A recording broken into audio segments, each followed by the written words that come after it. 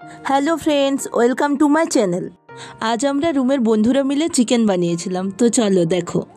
এখানে দেখতে পাচ্ছ আলু, টমেটো, পেঁয়াজ, লঙ্কা, ধনেপাতা, আর এগুলো বেঁচে গেছে কয়েকটা, আর আদা রসুনের পেস্ট আর তেল, আর বাকি মশলাগুলো আমাদের কাছে আছেই, তাই ওইগুলো আর নিয়ে আসিনি। তো চলো কিছুক্ষণ পরে দেখা হচ্ছে। সবজি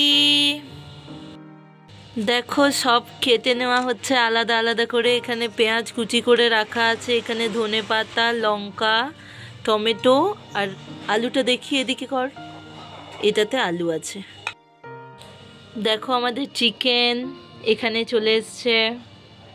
তো চলো রেসিপিটা তোমাদের সাথে শেয়ার করা যাক। প্রথমে কড়াইতে তেল নিয়ে নিলাম। তেল গরম হলে তাতে আলুর টুকরোগুলো ভাজার জন্য দিয়ে দিলাম, সাথে অল্প একটু নুন দিয়ে দিলাম। তারপর আলুগুলোকে ভালো করে লাল লাল করে ভেজে একটা পাত্রের মধ্যে তুলে নিলাম। তারপর কড়াইতে অল্প তেল অ্যাড করে তাতে পেঁয়াজ ভাজার জন্য দিয়ে দিলাম। পেঁয়াজ লাল লাল করে ভাজা হয়ে গেলে তাতে আদা রসুন বাটা দিয়ে দিলাম। তারপর ভালো করে পেঁয়াজ আর আদা রসুনের বাটা ভেজে নিলাম তেলের মধ্যে। তারপর অন্যদিকে একটা বাটির মধ্যে চিকেনের মশলাটা নিয়ে নিলাম। বাটির মধ্যে যে মশলা নিয়েছিলাম তার মধ্যে জল দিয়ে কিছুক্ষণ সেটা ভিজতে দিলাম। এদিকে পেঁয়াজ লাল লাল করে ভাজা হয়ে গেলে তাতে টমেটো অ্যাড করলাম।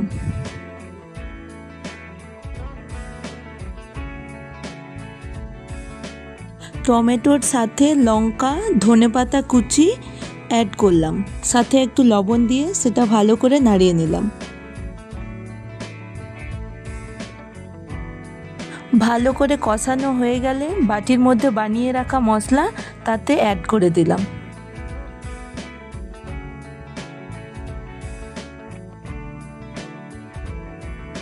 এরপর বানিয়ে রাখা গ্রেভির মধ্যে মাংসটা অ্যাড করে নিলাম, সাথে স্বাদ মতো লবণ দিয়ে দিলাম।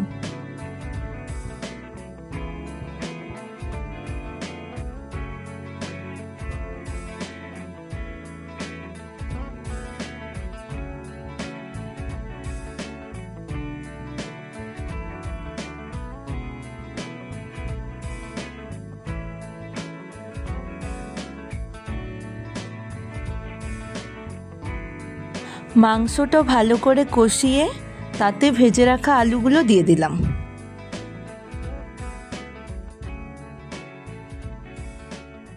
মাংসের মধ্যে ভেজে রাখা আলুগুলো দিয়ে ভালো করে মাংসটা কষিয়ে নিলাম। মাংস ভালো করে কষানো হলে তাতে জল দিয়ে দিলাম।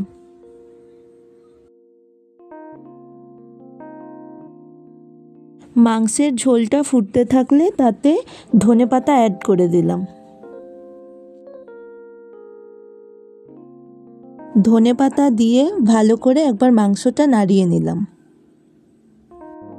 ফাইনালি রেডি আমাদের মাংস রান্না। ভিডিওটা যদি ভালো লেগে থাকে তাহলে অবশ্যই একটা লাইক করে দিও। টাটা।